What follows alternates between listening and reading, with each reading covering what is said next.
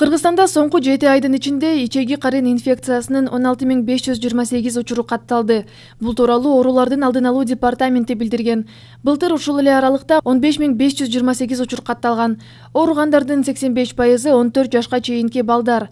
Ичеги карын ооруларынын пайда болушунун негизги себеби жеке гигиенаны сактабагандыкка байланыштуу. Андыктан илдеттин алдын алууда жеке гигиенаны сактоо чоң мааниге ээ.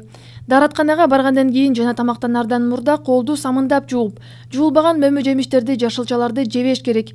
Тез татымдардан тамактануудан оолак болуп, тез бузулуучу азыктарды муздаткычка сактоо зарыл.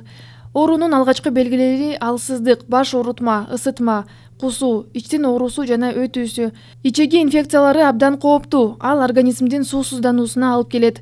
Жогорудагы белгилер байкалган учурда бейтап ооруканага кайрылып, бир гана дарыгердин көрсөтмөлөрүнөн соң дарыланууну баштоосу керек дейт адистер.